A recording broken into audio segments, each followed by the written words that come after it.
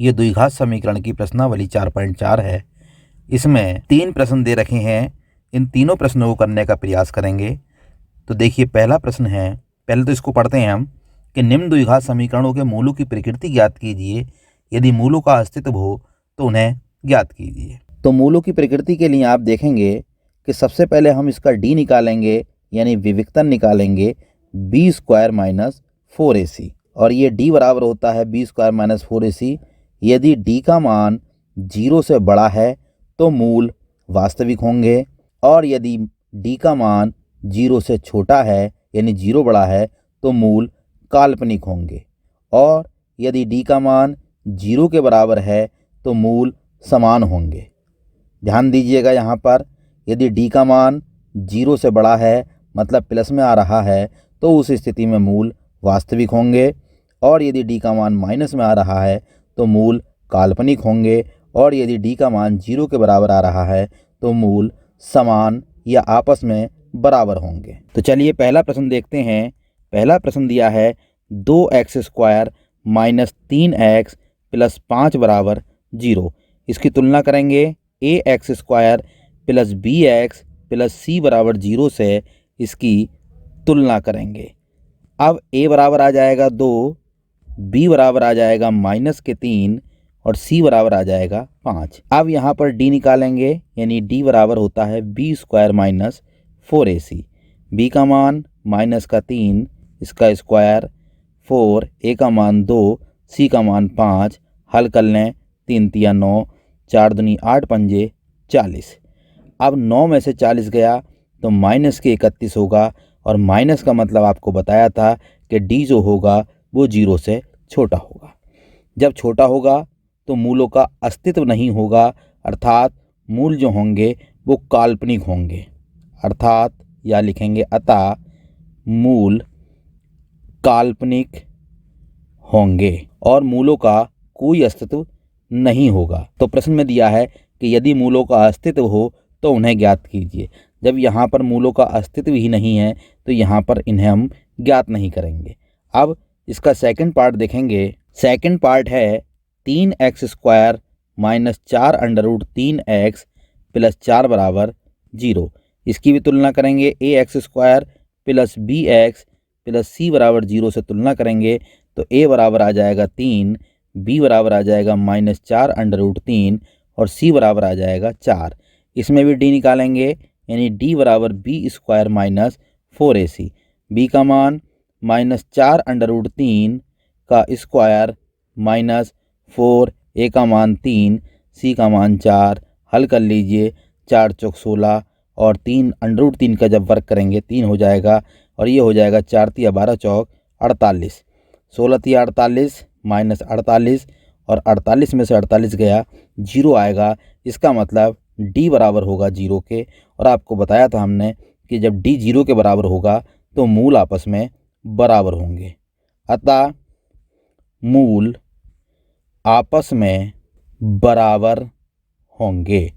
अब प्रश्न में कह रहा है कि इन मूलों को ज्ञात कीजिए यदि मूलों का अस्तित्व हो।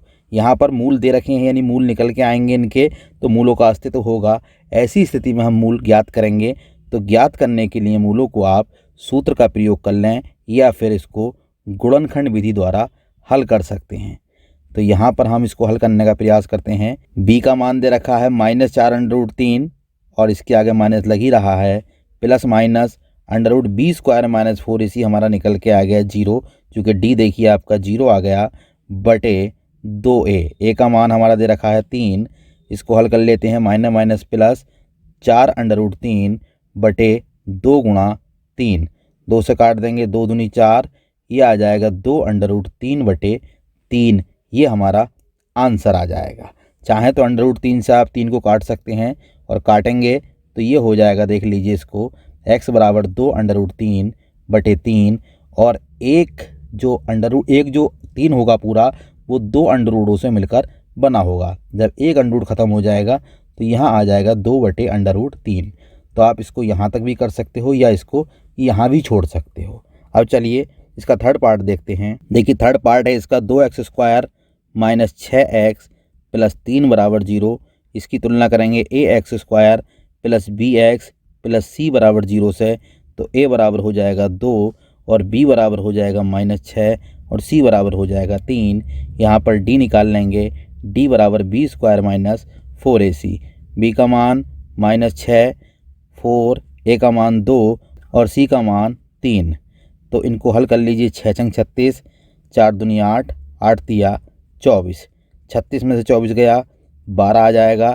तो इसका मतलब डी जो है वो 0 से बड़ा है, अतः मूल वास्तविक होंगे। आपको बताया था कि यदि डी का मान 0 से बड़ा आता है तो मूल वास्तविक होंगे। अब ये मूल आ गए।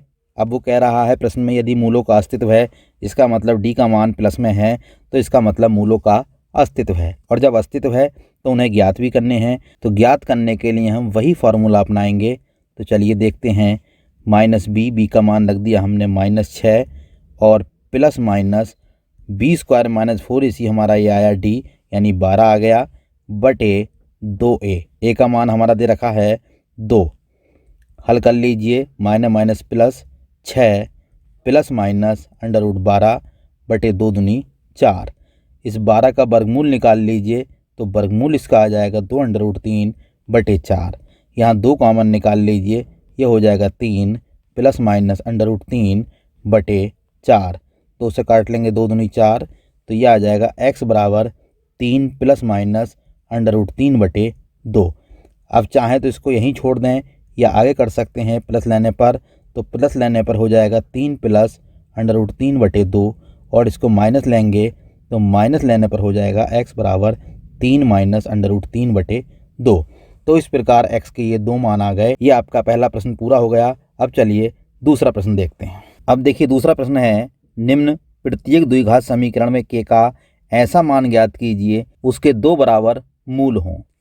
अब बराबर मूलों के लिए आपको बताया था हमने कि जब मूल बराबर होते हैं, मूल बराबर होने पर यानी d बराबर होता है 0। ये याद रखेंगे, d बराबर 0, या यूं कह सकते हैं b² - 4ac बराबर 0।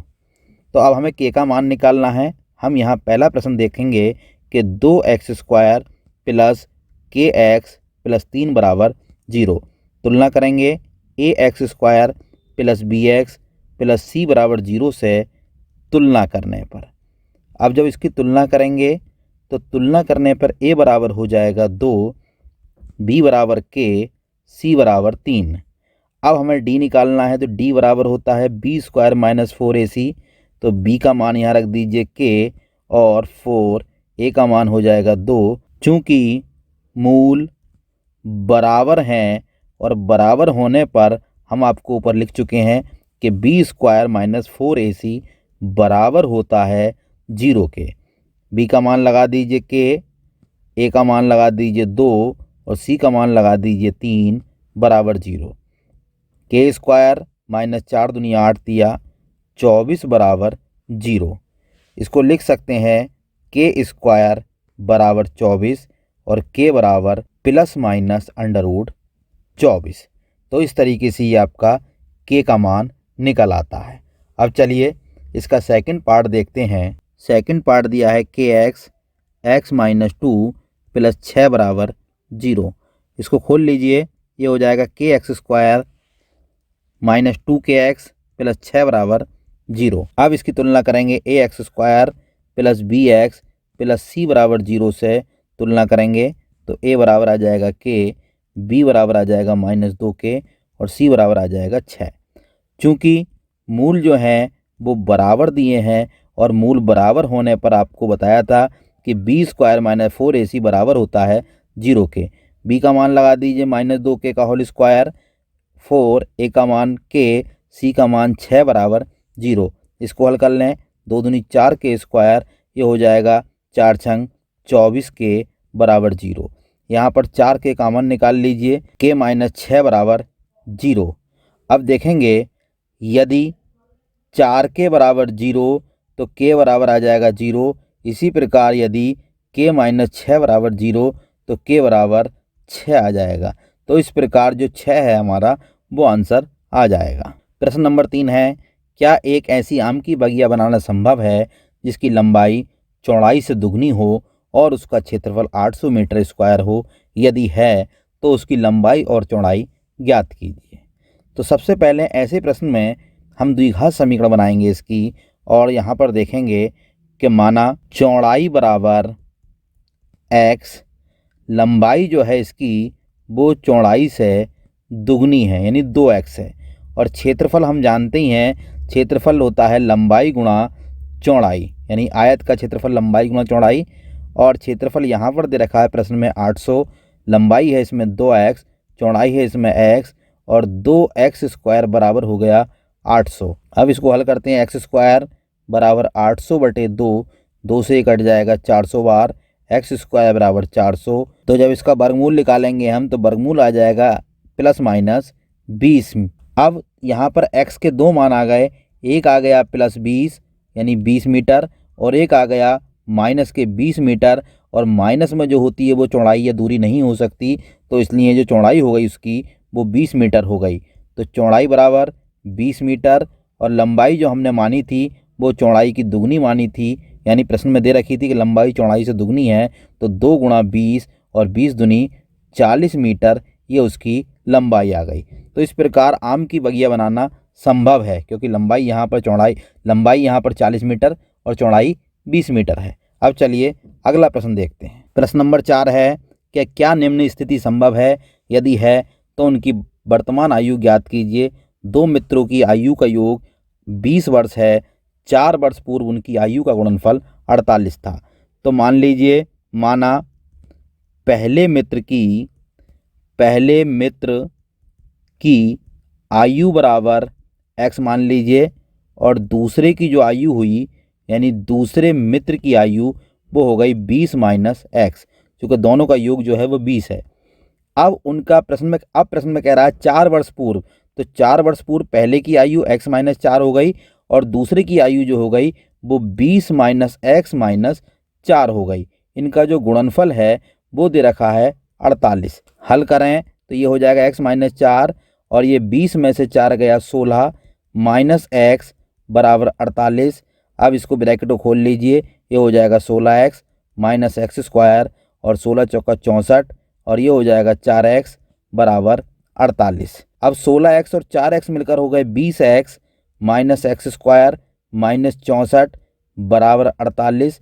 इन सबको उठा के उधर ले जाइए तो इधर 0 बचेगा, वहाँ हो जाएगा 48 minus 20x plus x square plus 64। अब इसको हल करेंगे, एक्स स्क्वायर माइनस 20x और 64 और 48 मिलकर हो जाएगा 8 और 4 12, 6 और 4 10 और 1 11, यानी 112 बराबर 0। अब यहाँ पर जो ये समीकरण दे रखी है x square minus 20x plus 112 बराबर 0, इसका विविक्तन निकाल लीजिए, यानी इसकी तुलना कर दीजिए A X square plus B X plus C बराबर 0 से तुलना, तो ए बराबर हो जाएगा 1, यानी यहाँ ए और यहाँ ये ए हुआ। अब बी बराबर हो जाएगा माइनस के 20 और सी बराबर 112, तो यहाँ पर डी निकाल लीजिए, यानी डी बराबर B square minus 4ac, B का मान माइनस 20 और ए का मान 1, सी का मान 112। अब इसको हल करेंगे 20 की 20 से 20 20 हम 400, और जब इसकी गुणा करेंगे हम 4 की और 112 की, तो 4 दूनी 8, 4 एकम 4, 4 एकम 4, यानी 442। माइनस का 42 आया, और ये माइनस में आ रहा है, यानी मूल काल्पनिक होंगे, तो इस स्थिति में इनकी आयु निकालना संभव नहीं है। चूँकि अब यहाँ लिखेंगे चूँकि डी का मान ऋणात्मक है। अब ये 5वां प्रश्न दे रखा है, ये भी इसी प्रकार का है कि क्या परिमाप 80 मीटर तथा क्षेत्रफल 400 मीटर स्क्वायर के एक पार्क को बनाना संभव है, यदि है तो उसकी लंबाई और चौड़ाई ज्ञात कीजिए। तो माना लंबाई बराबर x और चौड़ाई बराबर हमने मान ली y, लंबाई बराबर x चौड़ाई बराबर y, तो परिमाप जो होता है वो परिमाप यहाँ पर दे रखा है 80 मीटर, और परिमाप जो होता है वो होता है 2 लंबाई प्लस चौड़ाई। अब यहाँ पर लंबाई की वैल्यू लगा देंगे, यानी x प्लस y बराबर 80, और 2 से ये कट जाएगा 80 40 बार, तो x प्लस y बराबर हो जाएगा 40। ये हो गई समीकरण 1। उसके बाद प्रश्न में कह रहा है कि क्षेत्रफल दे रखा है उसका, वो दे रखा है 400 मीटर स्क्वायर, और क्षेत्रफल होता है लंबाई गुणा चौड़ाई, यानी लंबाई गुणा चौड़ाई बराबर है 400 और लंबाई है x और चौड़ाई है y बराबर 400। अब y का मान समीकरण y का मान 1 से इस समीकरण को 2 मान लीजिए, 2 में रखने पर जब 2 में रखेंगे तो ये x हो जाएगा, वहाँ y का हो जाएगा मान 40 माइनस x बराबर 400।